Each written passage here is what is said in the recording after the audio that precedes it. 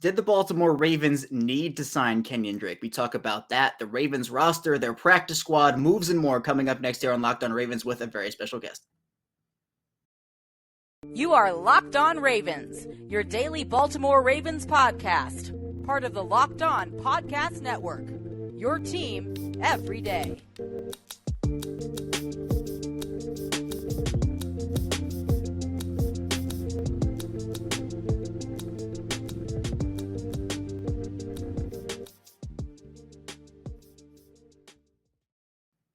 And we return here with another episode of Locked On Ravens, your daily Baltimore Ravens podcast. I'm your host, Kevin Ostreicher of Ravens Wire. We're here on the Locked On Podcast Network, your team every day. And thank you so much for tuning in, making Locked On Ravens your first listen of the day. We're free and available on all platforms, including over on YouTube. And today's episode of Locked On Ravens is brought to you by BetOnline. BetOnline has covered the season with more props, odds, and lies than ever before.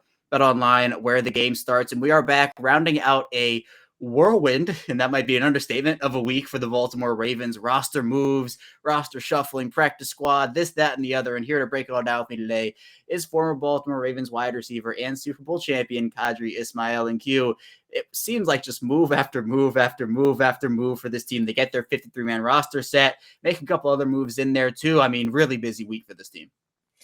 Well, this is the fun part of it, because you're trying to get your roster set, and you kind of already know who your first 22 really, the players that you're going to go to war with, you're going to open up the season with, but you also need those coveted backups and those injured players. There's a little song and dance that you're going to have with them, trying to keep them on a team, seeing where they're at, putting them on IR.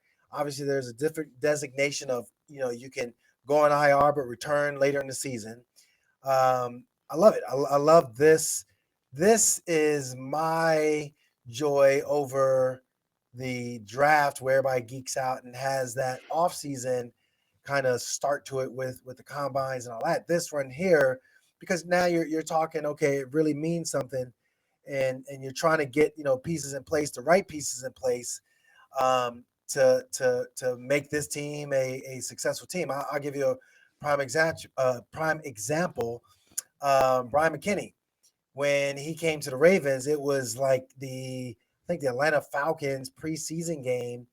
All of a sudden there was some rumblings that he was going to be on the squad, and they finally get him. And he turned out to, once he got in shape, turned out to be, just that last piece that was needed for, Joe Flacco and company to go on a Super Bowl run. So, it's those type moves that you get, at this last moment, that could potentially put you over the top to be a successful team. Right. And really from here on out, the roster is ever changing. We're still going to get moves throughout the entire course of this season. But this was really, these players working hard for these roster spots. We'll talk about guys like Josh Ross, who, again, another undrafted free agent making this team. So I tend to dive into a couple quick shout outs before we get started here. Shout out to UQ and all the guests I've had on the show. This is episode 800 for me here today. And really, just all the guests that I've had, such great insight for every show. And I wouldn't be where I am without guests like UQ and guests like everybody I've had. And alongside that, shout out to you, the listener or the viewer who is tuned in for whether it's just one episode here or all 800 of them. I really appreciate everybody who is listening. And also shout out to the 6 a.m. squad. I love technical difficulties. It feels like the show didn't come out quite when I wanted to yesterday, just because, again, I love technical difficulty, so I apologize for that for my 6 a.m. squad. But Q, who has a squad? It's the Baltimore Ravens, and they got their squad down to 53 players on Tuesday at 4 p.m. Eastern time. And there were a couple of surprises, it felt like. Now, the two big ones, at least on the offensive side of the ball for me, I was pretty shocked Tyler Beatty was cut, and I was also pretty shocked Josh Oliver made the team. Where were you with those two guys? So with Josh Oliver, I thought he had a good camp. I thought he had a strong camp. But you also look at what happened with Kohler and what this offense is about. This offense is a tight end dominant. You're going to have the big play threat come from the tight end position. And you're going to need guys that really, from a tight end aspect of things, take some of the load practice-wise during the week off of the guys that are on your roster at the tight end position. So I thought it was really cool that Oliver had the strong camp, and they decided to reward him by keeping him. At the same time, with Ross making the squad, it's interesting because of the fact that, well, number one, Jim Harbaugh um, pretty much, spilled the beans when, John told him that his guy from Michigan made the team. And then all of a sudden, he was like, oh, well, Ross made the team. So surprise. I think it's genius when you listen to the young man talk, how he pulls in wisdom and information and really gets a strong understanding about the game within the game from players like Josh Bynes and from obviously people like Coach Orr, who was a former Raven himself, and just the way in which he goes about just learning the game and then applying the game. And it also helps that your old defense coordinator from college is now your new defensive coordinator in the pros. So a lot of goodness, I think, for him. And then again, you talk about the lineage of Eric DaCosta on down to, Ozzie, who their staffs do a great job of scouting. And they scouted another guy that, they felt was worthy of potentially making a squad, and he proved them right. Yeah, and so Josh Ross, again, is an undrafted guy, makes that roster, but Tyler Beatty is a sixth rounder, does not. Now, he ends up getting retained on the practice squad, which was, I think, that there were a couple guys who the Ravens did cut Q who I thought were pretty good bets to get claimed by a team. Now, there were a big amount of waiver claims throughout the course of the 24 hours after cuts, and you kind of get down to it, but none of them were Ravens. The Ravens were able to get back most of their players, guys who I thought could potentially be claimed. Anthony Brown, who had a very strong preseason. Beatty himself, who was a 6th-round pick and having that success in the SEC. I thought that Isaiah Mack had a phenomenal training camp of preseason. Then you look at our Darius Washington, a player that I had a 3rd-round grade on in that 2021 draft and somehow made it undrafted, and the Ravens end up scooping him back up. And all those guys get retained on the practice squad. And I think what that means, Q, they have a strong practice squad. And when you're looking at what they might need throughout the entire season, if there are injuries, well, it's the NFL, there will be injuries that hit this team. They'll be able to call up a guy like maybe a Steven Means who was able to get back on the practice squad. Maybe you do call up a Khalil McKenzie as an extra offensive lineman. How are you feeling about their practice squad and the guys that were able to get back? Yeah, some of the guys that you mentioned, whether it be Brown, Mack, Beatty, Means, those are some guys that I think can develop and potentially, they look at the way in which the organization is built from a chemistry standpoint, from a culture standpoint. This is a good, strong opportunity to develop as a football player. It's interesting. It's not that you can't play, was what I was told, but it's whether or not you are ready to play. Sometimes you come out of college and you're just not ready to play. That doesn't mean you can't play. That doesn't mean you're not deserving of getting on the squad. So I think, from the example of a Tyler Beatty, this is a guy where, running back typically is the easier position to kind of know and adjust and make adjustments. I think from his perspective, this is a great opportunity to learn and develop yourself, so your number will eventually be called, and you can, if your number is called here, great, keep on rolling. If your number is not, and there's other places, you want to thank this place for putting you in that position to be ready to have an opportunity to show out and show what you can do. So I think even Anthony Brown, what impressed me was that last preseason game. John Harbaugh said there wasn't guys that got off the roster or made it onto the roster by their play. It was more confirmation of who they are. And I think Anthony Brown showed so much poise, so much touch, and also some, ability to make some deep ball throws that you normally wouldn't see. So all the way around, I thought, practice squad wise, this gives guys an opportunity to really truly develop. Yeah, and for a player like Beatty, someone who the shock for me, and I guess it wouldn't have been as big as a shock now as it maybe would have been back when Ozzie Newsome was still running the team as a general manager. But the Ravens have shown a willingness, and I've said this, they've shown a willingness to move off of draft picks a bit more easily in the Eric DaCosta era. We saw it last year with the Sean Wade trade and Ben Mason getting moved on from. So for Tyler Beatty, someone who I did have on my roster before the Kenyan Drake edition, I think they, again, had to choose between probably Davis, Beatty, and Hill, and Beatty was who they landed on. And we'll talk about Kenyan Drake in the second segment. But Q, speaking speaking of practice squad, the New York Giants picking up 2 former Ravens in Tony Jefferson and Chuck Wiley, but a third coming down yesterday. The Giants claiming Tyre Phillips, who, look, the Ravens cutting Tyre Phillips was not on my bingo card. I've said that before. A pretty big shock to me. I thought that they were going to move off of one of those 3 guards. I thought it was Ben Powers, but he ends up winning that starting job, and, good on him for doing that. But how shocked were you that Tyre Phillips ends up getting cut by this team, and now the Ravens don't get a chance to retain him on their practice squad here with them going to New York? Yeah, so I think one, obviously, you do such a good job with guys that, you're going to get guys that are really good at their, position, and you got depth. So depth at the position means that other guys aren't quite as good, but they're way better than what some other teams might have. Well, if you're the Ravens, you're going to try to be really, creative and keep that guy on the team. If, in fact, you're not able to be creative and keep him on the team, that's the bonus of you, the player, Tyre Phillips, developing, dude was a starter. He had some quality starts. So now the bright lights aren't so bright. He's like, I could do this. And I think that's where the advantage comes in for this Ravens ball club.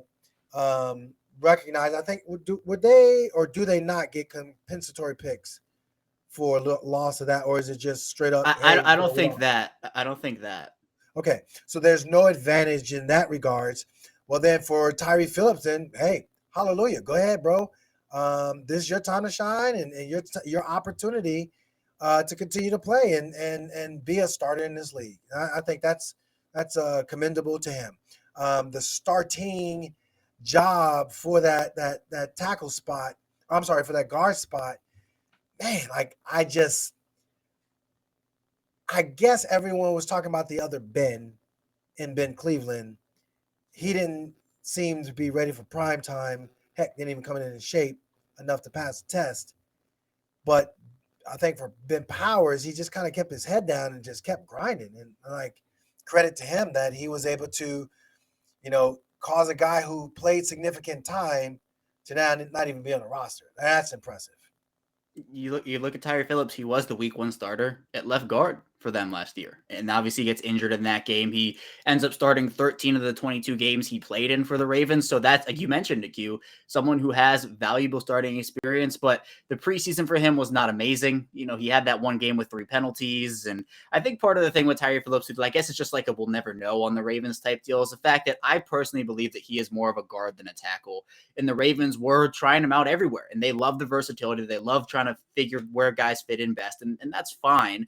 But I think we saw just not a lot of great tackle play from Tyre Phillips over the course of his short tenure in Baltimore. But we saw him do decently well at guard. So I don't know. I think for the Ravens, it's kind of like a tough thing to deal with because you're losing a guy who you obviously invested a 3rd-round pick in 2020. You would have hoped, John Harbaugh said, he would have hoped the team got him back on the practice squad, but the Giants see something there, and the Ravens will see him in week 6 up there in the Meadowlands against the Giants there. But we'll head into our first break. Coming up, we'll dive into the Kenyan Drake signing, talk about if the Ravens needed to sign Kenyan Drake and what he brings to this Ravens running back group. So be sure to stay tuned. We still have a ton to talk about here on the show. But first, I do want to tell you a bit about Bet Online. And BetOnline.net is your #1 source for all your pro and college football betting needs and sports info this season. You can find all the latest football league developments, game matchups, news, and podcasts, including this year's opening week games. BetOnline is also your continued source for all your sports wagering information, including live betting, esports, and scores. It's the fastest and easiest way to check on all your favorite sports and events, including the MLB, MMA, boxing, golf, and so much more. So head over to the website and use more to learn more about the trends and action happening today.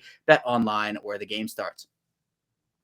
We're back here with our second segment of Locked On Ravens. Kevin Oshek still here with Qadry Ismail and Q. The Ravens, I wouldn't say a shocking move because I think Baltimore's always looking to upgrade their roster anywhere they can. But I don't know if people saw the Ravens signing a running back on their bingo card here based off the depth that they had. I'm sure some people definitely did. But Kenyan Drake coming in here, a veteran who the Raiders released just a couple weeks ago. Now, he suffered a season-ending ankle injury last season. Only played in 12 games, started 2 of them, so not necessarily a starting back over there with Josh Jacobs, but he has been very accomplished over the course of his 7-year career here at Q. He's carried the ball 758 times, 3,384 yards, 29 touchdowns, but also value through the air as a pass catcher.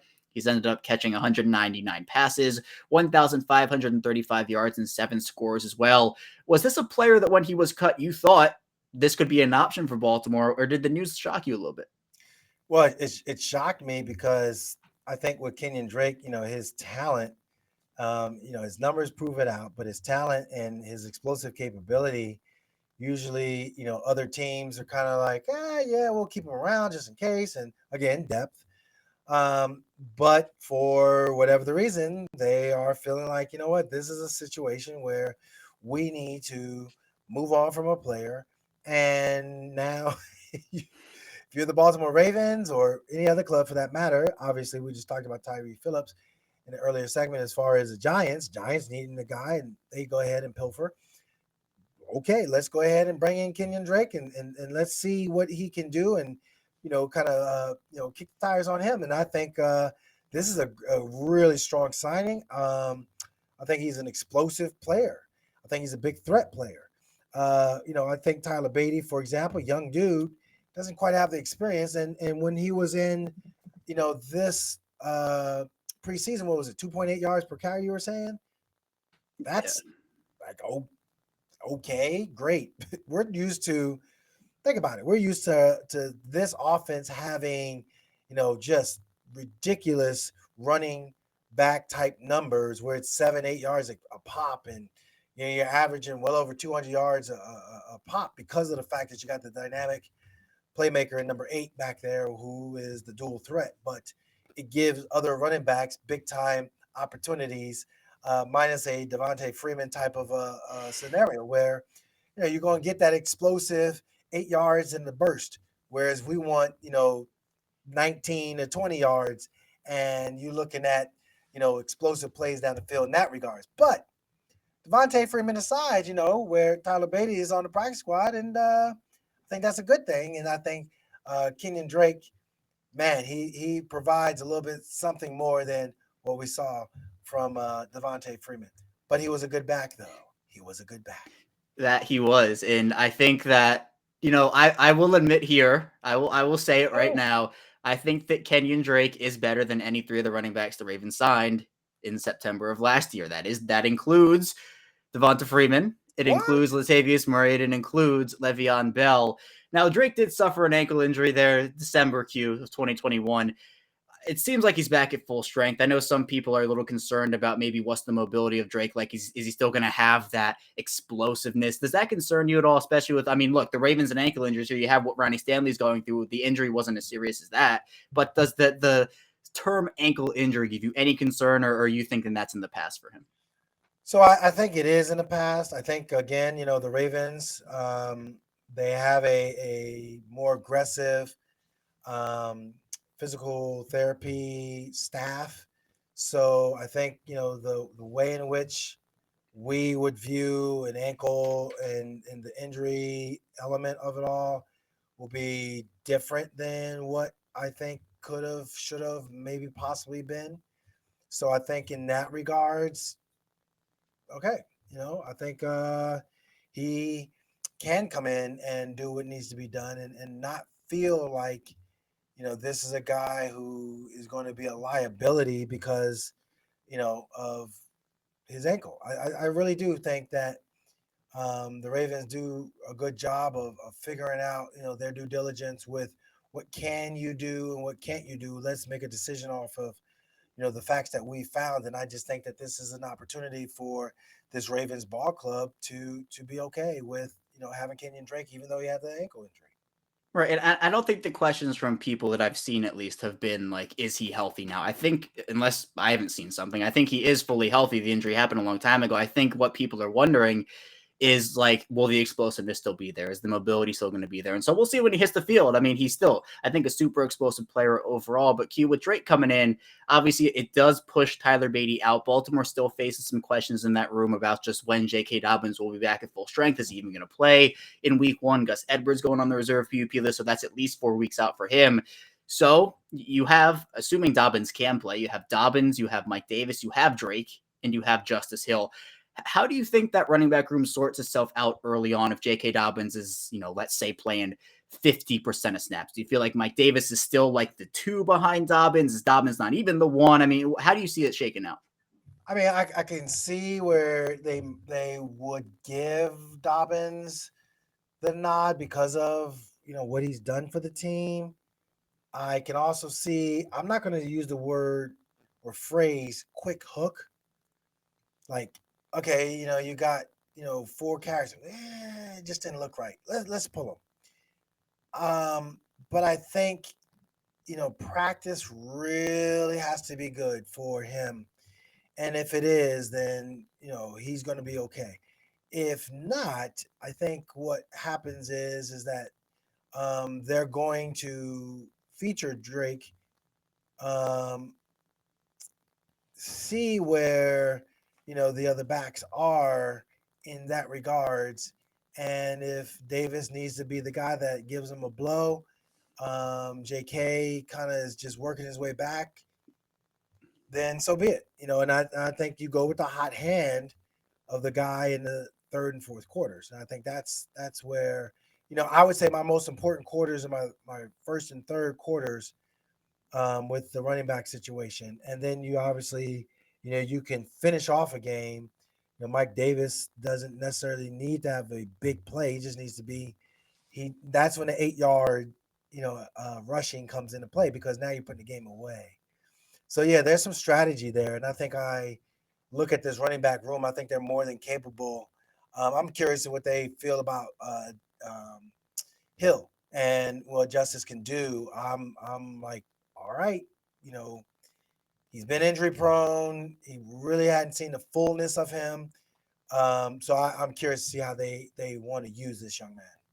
Right. And quick follow up to that. Let's assume everybody's healthy. Let's say we're in November or December, when you would hope that J.K. Dobbins is almost back to full strength, if not already there. Gus Edwards, you open, he's off of the list too. How do you see that room shaken out from maybe 1 to 4, even 1 to 5 there? Do you have it with Davis being the 3, or maybe he's the 4? Is Justice Hill even on the team? What's your depth chart running back wise for Drake, Dobbins, Edwards, and Davis? I think it will go Drake, Dobbins, based upon how he feels. And I think if you went to Davis as the second option, because you got the 1-and-1 option, you don't really have a true second option. You just got a rotation of what seems to be a J.K. Dobbins job once he, is like week 5 and 6 and beyond, because I think it's going to take a little bit for him to get his juices and mojo back. Whereas I do believe if you have Drake and you are seeing him ball out, then and Mike Davis, again, like I said, depth chart wise, he comes in and he fills in.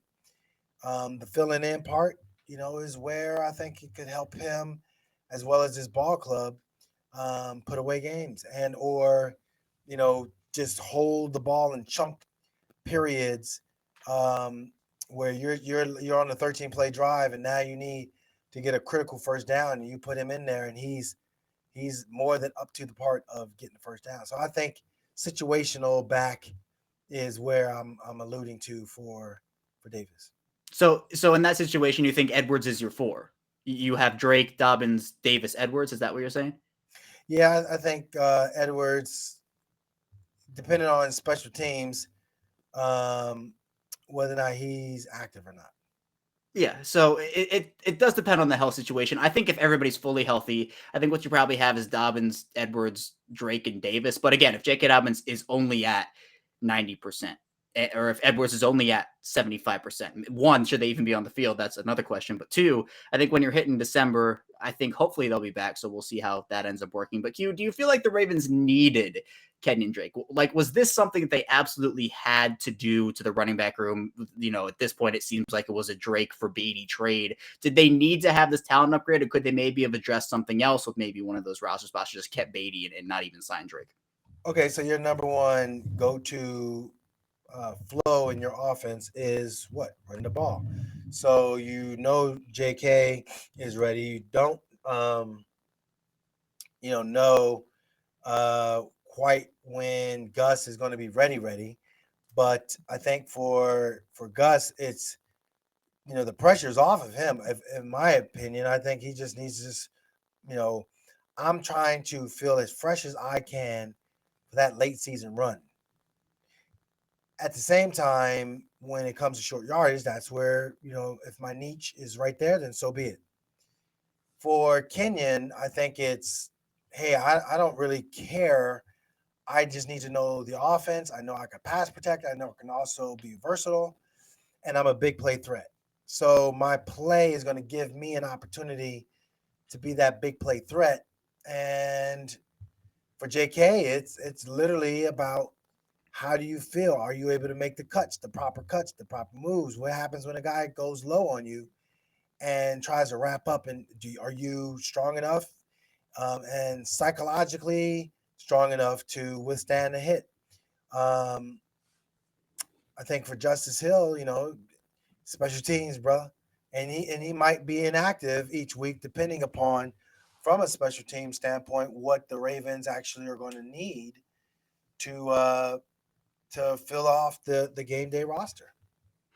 The running back position, I think one of the deepest groups on this team when everybody's fully healthy. But again, you have to get everybody back to full strength. I think what Drake gives you alongside Davis is a nice veteran 1-2 combo. So you don't have to necessarily feel like you have to put J.K. Dobbins in a 75, 80%, 90% snap situation. If he needs to get worked back in, you now have veterans who have been there and have done that. So I think that's another area where Drake does, I think, provide value. So I don't think it was necessarily 100% needed, like their running back room was so bad they needed to add a running back. But we've seen this team stack depth on depth before, talent on talent. I think this is another good example of that. And I think Drake can have a very positive impact for them this year. But we'll head into our final break. Coming up, we'll be diving in to some more talk about this Ravens team, talking about Ronnie Stanley, Lamar Jackson, and more. So be sure to stay tuned. We still have a ton to talk about here on the show.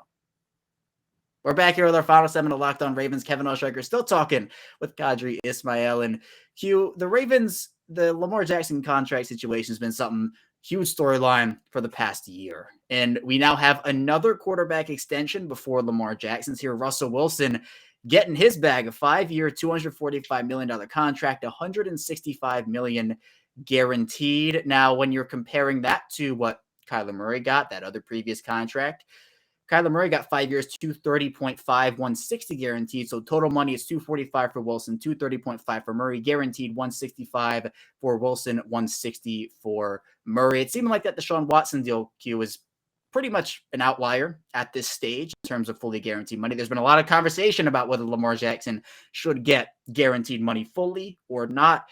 The deadline's coming up, Q. The week 1 season starting deadline that Lamar Jackson's alluded to is coming up. I mean, where are you now with this situation with Lamar Jackson?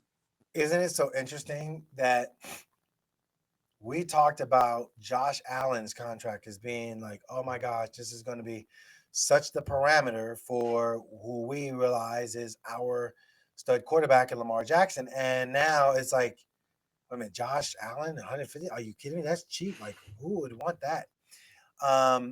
I think at the same time, with the way the team is built, you're young enough to overtake the rationale to be conservative and lowball Lamar.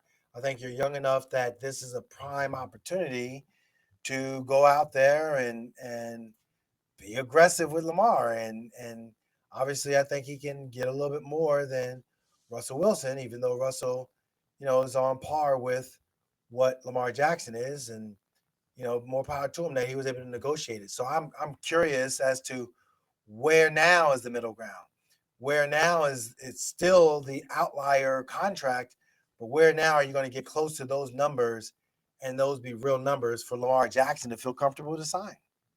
Right, and this is a two-way street here. Both sides. Lamar Jackson obviously has a number he feels like he's worth. The Ravens have a number they're willing to pay him. Lamar Jackson is going to deserve every single penny of whatever contract he gets. I don't think that is out of the question here for in terms of whatever Lamar Jackson gets. Whether you're talking $40 million per year, 45, 50, 55 per year, he's going to get a massive extension. The Ravens obviously in the situation where, Lamar Jackson now going into the last year of his rookie deal on that 5th-year option. Joe Flacco turns down an extension when he's up for contract the next season. And what happens? He goes out there and he wins that Super Bowl. So I've been pretty consistent in saying that, look, Lamar Jackson, if he can have a better season, at least end of the season than he had last year with the injury and struggling after the Miami game, he will make himself, I think, at least a little bit of money, if not a lot of money. If he can take this team to the playoffs, if he can get to the Super Bowl, if he can do the Joe Flacco route and win that game, win the big game, that's a player that's going to get tens and tens of millions of dollars. So I hope that we can see something get done before week 1. If not, I think it's the right call to kind of table stuff until after the year, in my opinion. But Q, we also see Ronnie Stanley getting restructured, freeing up some cap space. Was that a move you thought they had to do? Oh, God, yeah. I mean, I just think that it was an easy fit and fix for, Ronnie gets more money up front. And team, yeah, you're just trying to relieve salary. Guys are going to be on the team in the likes of Humphrey, and then obviously what is going on now with as far as Ronnie Stanley. So, that's like, not that it's a non-issue, but it's like, okay, he got restructured because he's that good in the Ravens' eyes, and they clearly are like, look, we'll give you more money up front to help you restructure things on the back end. Yep. And the Ravens, they always like to go into the year, it feels like, with a little bit of wiggle room. You look at a team that obviously is probably going to make a couple additions throughout the season. Maybe there's a trade on the horizon. I think that this is a move that I think they kind of had to make it, but they had to find money somewhere. So it might not have just been Ronnie Stanley's deal. So I think for Baltimore, going into a season where, again, last year they had so many injuries, they had to sign so many different people, it makes a lot of sense that they did something like that. And I think when you're talking about where they could add, outside linebacker becomes kind of the position you look at, because right now, at least the initial cuts, you had 2 healthy guys on your roster if you're Baltimore. You had Rafe Owe and Justin Houston. David Ajabo also making the team based off his contract situation. He's now on injured reserve. It feels like you could maybe see some Steven Means call-ups, Q, but you look at guys on the free agent market right now, I think Devon Kennard maybe fits what they bring in terms of maybe a Tyus Bowser, Sam role, someone who comes over potentially from Arizona. But the Ravens overall, could you see them maybe signing a Jason Pierre-Paul, going out there and looking at a trade partner for maybe bringing in some extra pass rushing help or outside linebacker help before Tyus Bowser and hopefully David Ajabo will return here? Yeah, I don't think they have any other option. I mean, you only got 3 guys on the outside linebacker rush in element of it all. So, okay, like, you feel good about holding the ball on offense and long sustained drives and giving guys rest. Cool. If you kind of have a little bit of doubt, your guys are going to be fatigued and the other team is going to be moving up and down the field, and you're going to be on the short side of things when it comes to depth and when it comes to quality players. So mentally, again, I just think that, you're going to have to forward think this and kind of project out that right now you're going to need a rush in, and yeah, the names that you've named, okay, I have no problem with them coming on the squad. I'm sure the money has to fit. I'm sure they're going to, be Eric is going to be Eric and give him just enough to entice him to come over, but not overkill it, not break the bank. I think this is par for the course for what the Ravens like to do. A sneaky need, Q. This will be how we wrap up here. A sneaky need for me, if the Ravens really have stuff go wrong, is cornerback. We saw the secondary struggle a little bit last year. In fact, a lot, not a little bit, a lot. Bottom 5 unit in a lot of categories in the secondary, but it feels like Marcus Peters, I think, is key to that group, right? You have to have him come back fully healthy. Hopefully, obviously, don't rush him. Don't rush him back. But if he's fully healthy, that's a big boost to them. But I think an X factor for this team, an absolute X factor, is Kyle Fuller and how he plays this year. We heard mixed reviews out of camp, I'd say, about his play. Got an interception during the preseason. I thought he needed that one definitely. But if Kyle Fuller starts to struggle, if Marcus Peters isn't back all the way, I think they're already going to be relying a lot on Brandon Stevens and Pepe Williams, which is fine. I think both those players are talented. They can do a good job. But if stuff goes wrong for them, we heard them sniffing around the trade market last year with Xavier Howard. Could you see the Ravens maybe making a big move at cornerback if stuff doesn't go the way they want to there? Always. But, John Harbaugh, going back into the post-Super Bowl years where, the Patriots really took advantage of the Ravens' sloppiness in the secondary. I think this is a situation where, they got a really good, strong squad. I think Marcus Peters, he has been back and doing what he does. But again, bringing a guy to the ground and, there's a crowd of guys around you, recovery-wise, those are all things that are going to matter for what will amount to a guy, who's their team leader, who understands the game, who slows the game down tremendously. It's like, all right, you've got all those qualities. Health is the number one thing. And if not, then we'll go out and find somebody else to be able to do what you do. Yeah, and depth is key for them always. I think they have depth this year, but I think it's a little fragile, I'd say. Like, I think they have to stay healthy, and if they stay healthy, they're okay. But if they lose one or two guys here, I think they're going to have to, again, continue that trend we've seen, unfortunately, which is they start the year with 50 healthy corners, and then they end the year with 2 healthy corners. So hopefully that trend breaks this year. Baltimore secondary has a very good season. I'm confident in their safety room. That safety room is so deep. But cornerback-wise, I think it's a big year for that group overall. But Q, that's all I have for you today. Thank you so much for hopping on here. And when we get back next week, can you believe it? We'll be previewing week 1 against that New York Jets team and what looks to be a very familiar face in Joe Flacco. Yep, Joe is coming into town. The bright lights of the big city is going to be shining bright on number 5. Yeah, it'll be exciting. Lamar Jackson versus Joe Flacco. Obviously, Lamar taking over Joe Flacco's job during that 2018 season. The rest is history for that Ravens team. So exciting stuff. Football is almost back here. We've almost made it, Q. Again, thank you so much for joining me here today. But that's all I have for you here today on Locked On Ravens. Thank you so much for tuning in. When we get back here on Monday, we'll be diving into more Ravens talk. So be sure to stay tuned for that. And I will see you back here on Monday.